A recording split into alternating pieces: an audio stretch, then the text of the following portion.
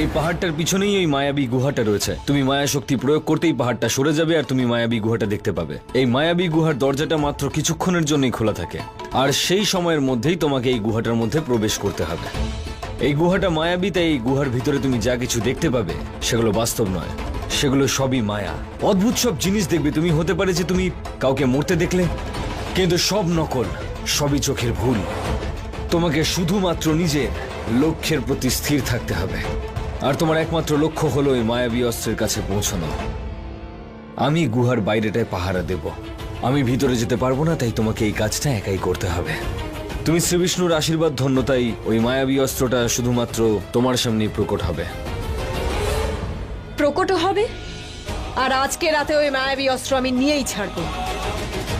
হ্যাঁ, আর যখনই তুমি ওই মায়াবী অস্ত্রটা নিজের হাতে পাবে, তুমি শ্রীবিষ্ণুর মন্দিরে চলে যাবে।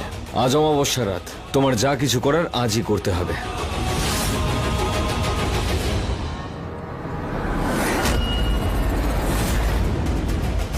কেন এসেছো এখানে? কতবার বলেছি আমার ঘরে আসবে না? তুমি তোমার স্বামীর কাছে যাও।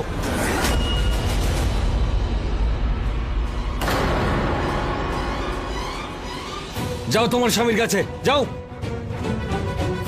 আমি জঙ্গলে যাচ্ছি সাধনা করতে।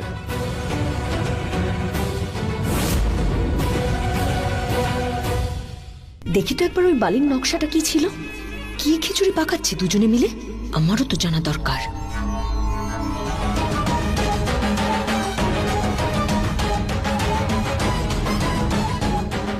আরে এখানেই তো ছিল ওই নকশাটা, কোথায় গেল ওটা?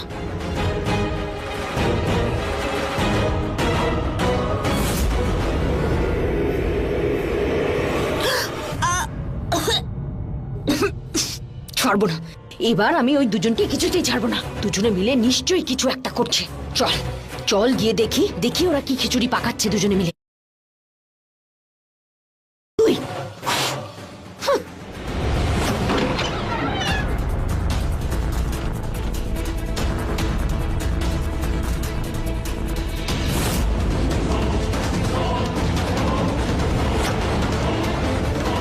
ইস, আমার ধীর কি অবস্থা করেছে ওর। কত সুন্দর চেহারা ছিল, নিজে তো একেবারে খুব আরাম করে নিশ্চিন্তে ঘুমোচ্ছে। ঠিক আছে, একবার আমি এই মেয়েটার সমস্ত পর্দা ফাঁস করে দিই, তারপর আমার ধীর আবার আমার কাছে চলে আসবে ওই একই রকম সুন্দর চেহারা। না না গয়না, আমাকে ওই নকশা ধ্রুবর ব্যাপারে জানতেই হবে। জঙ্গলে বেরিয়ে গেছে এতক্ষণে, চল চল তাড়াতাড়ি বেরো।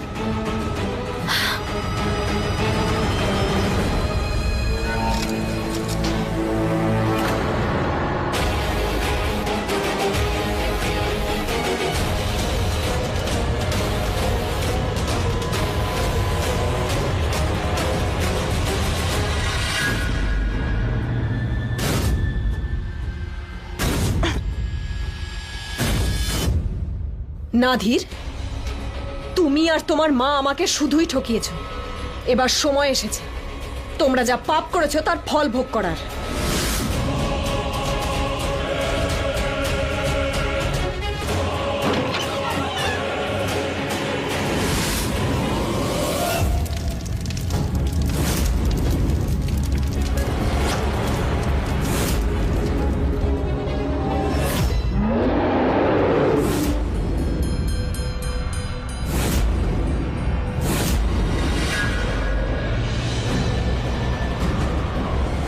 বিয়ে করতে চেয়েছিল, ও ফিরে এসেছে, ও আমাকে বিয়ে করেছে।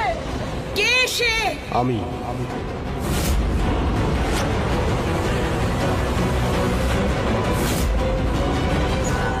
যদি আমি আমার ভালোবাসা আমার মুনিয়াকে বিয়ে করতে না পারি, তাহলে এই বিজয়গড়ে আর কারুর বিয়ে হবে না।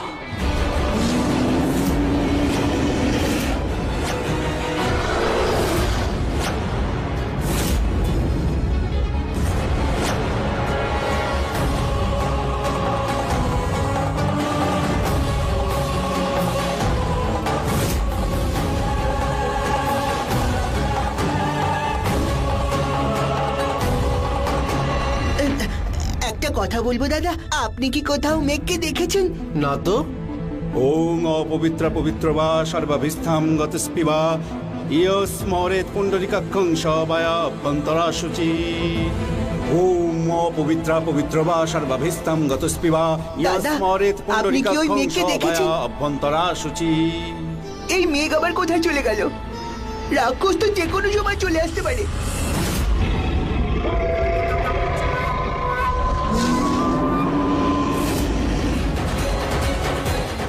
সব জায়গায় তো দেখলাম, মেঘকে তো কোথাও পেলাম না। হঠাৎ করে ও কোথায় চলে গেল? ওই রাক্ষস যদি এখন চলে আসে।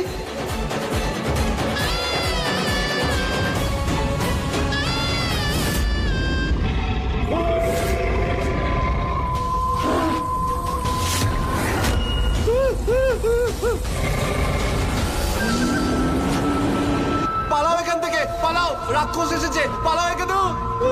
রাক্ষস, রাক্ষস। আরে এসে গেছে। মেঘ কোথায়?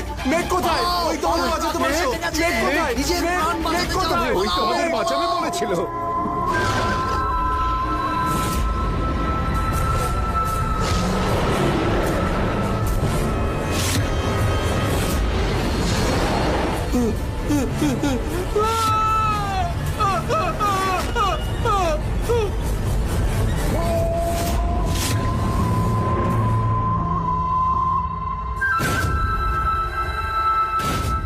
রাক্ষস, মেঘ।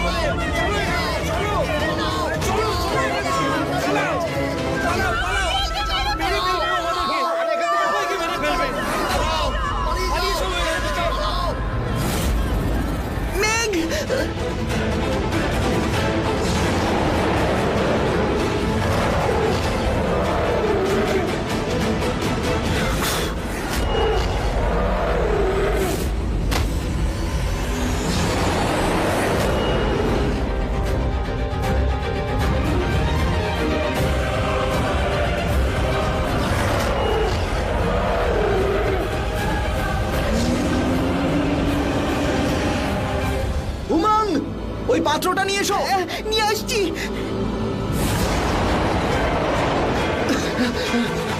উমাং, হ্যাঁ, এই নাও মেঘ।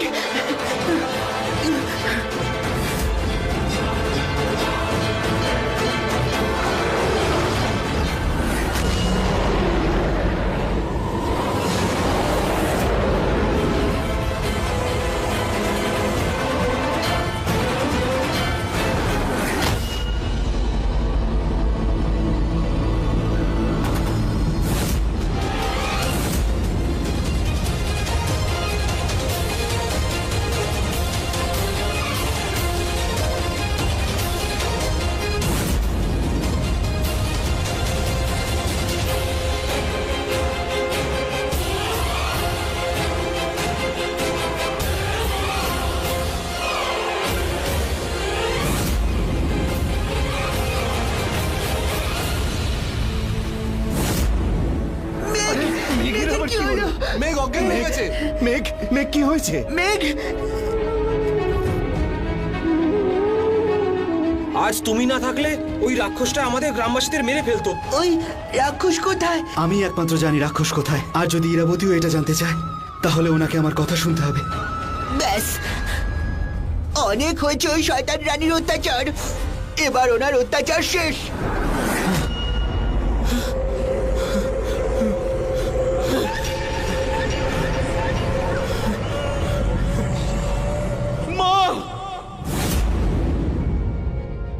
স্বয়ং স্বয়ং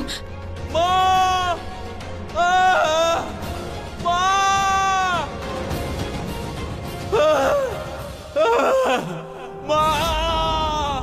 আমার স্বয়ং, এটা তো স্বয়মের চিৎকার। ও কোনো বিপদে পড়েছে। স্বয়ং, ও চিৎকার করছে, নিশ্চয়ই ও খুব কষ্ট পাচ্ছে। তুমি ঠিক আছো তো মেঘ? চলো মেঘ, স্বয়ং এখন কোথায় আছে? না মাটিতে, না আকাশে, না এ জগতে, না পাতালে। ও এখন এমন একটা জায়গায় আছে যেটা দেখলে নিজের মনও কেঁপে উঠবে। ওটা এমন একটা জায়গা যেখানে জীবন্ত মানুষদের পোড়ানো হয়। ওটা এমন একটা জায়গা যেখানে পোকামাকড়রা মাংস কুড়ে কুড়ে খায়। এমন একটা জায়গা যেখানে প্রাণকে শুষে নেওয়া হয়। নরকে আছে ও, নরকে। ওটা এমন মায়াবী নরক যেখানে পাপীদের জীবন্ত পোড়ানো হয়। এমনই এক নরকে পুড়ছে ও, আর পুড়তেই থাকবে।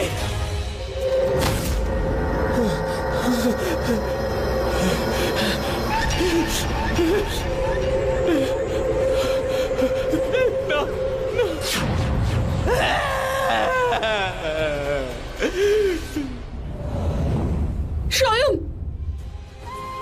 আমার আমার সোনা,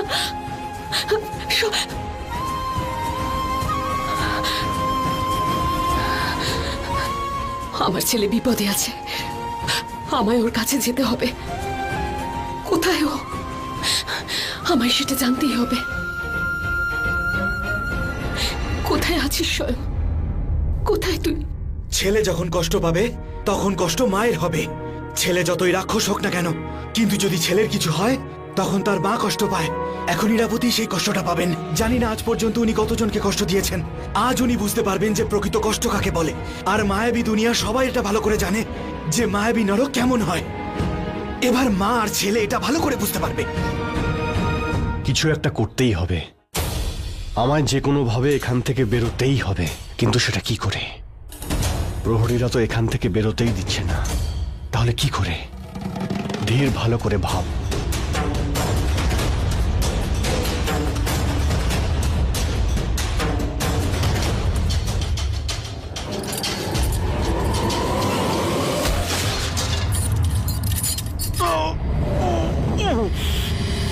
এই কি করছো? হঠাৎ করে আবার এনার কি হলো? দাঁড়াও, এনার হাত পা খুলতে হবে। তুমি এটা একদম করো না। ইনি আমাদের সেনাপতি। যদি এখানে ওনার কিছু হয়ে যায় তাহলে মহারানী কিন্তু আমাদের ছাড়বেন না। আমি এনার হাত পা খুলে দিচ্ছি, চাবি দাও।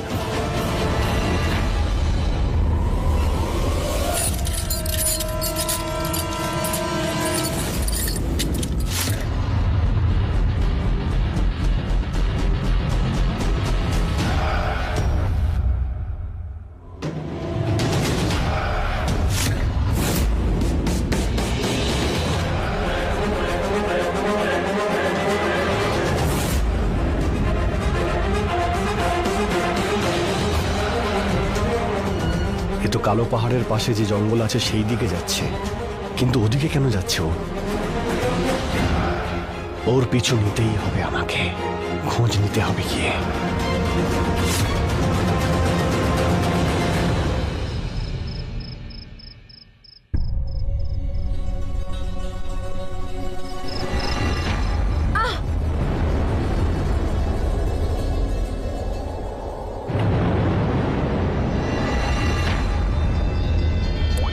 হে বিষ্ণুদেব, এই ব্যথা, এই রক্ত, এটা এটা তো অশুভ। এই কেমন সংকেত দিলে?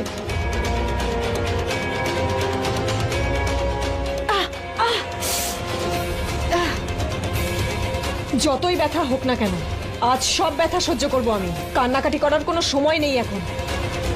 এগিয়ে যা নিজের লক্ষ্যের দিকে।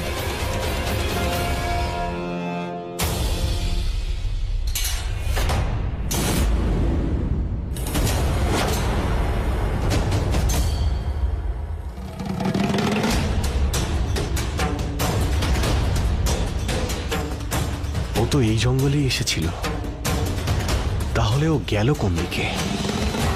এক্ষুনি জানতে পেরে যাব।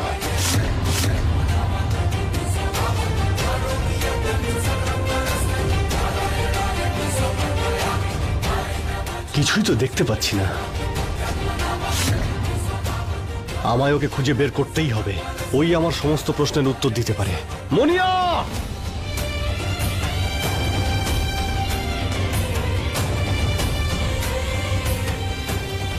কোথায় তুমি? মুনিয়া! মুনিয়া! কোথায় গেল এ? হাওয়াতে মিলিয়ে গেল নাকি মাটিতে মিশে গেল?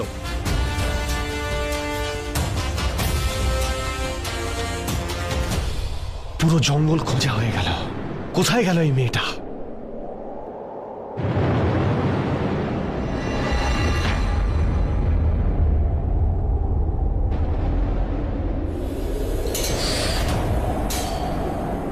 মনে হচ্ছে এটা তো কোনো মানুষের রক্ত। মায়া শক্তি, আমাকে বলো যে এটা কার রক্ত? তার মুখ দেখাও আমাকে।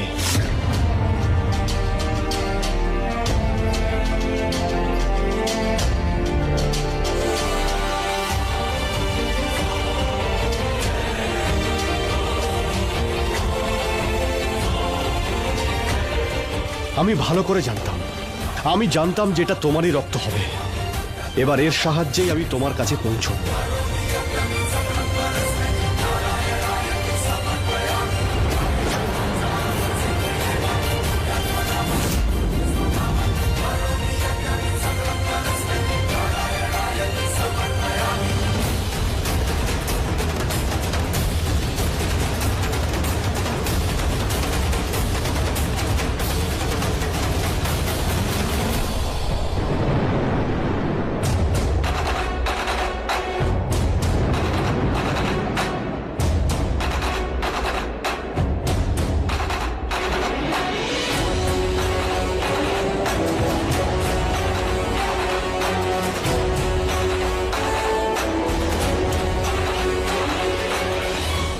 ধ্রুব বলেছিল মায়াশক্তি প্রয়োগ করে মন্ত্র পড়লে গুহা সামনে চলে আসবে, আর তারপর কিছুক্ষণের জন্য সেই গুহা দেখতে পাওয়া যাবে। তাড়াতাড়ি মায়াশক্তি প্রয়োগ করতে হবে।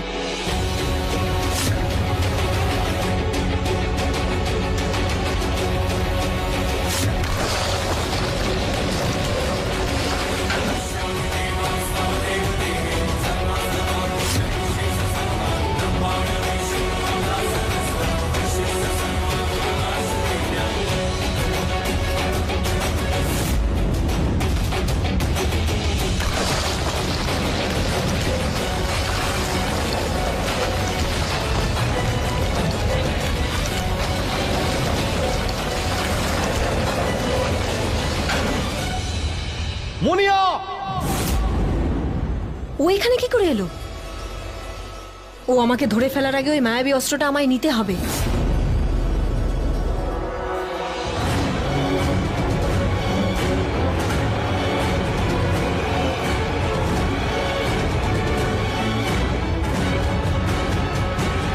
কোথায় গেল?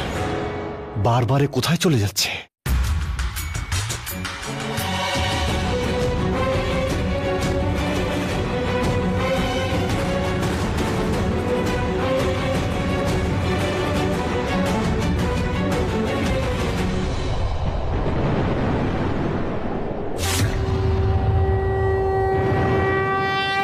হে বিষ্ণুদেব, আপনার ভক্ত, আপনার আশীর্বাদ ধন্য।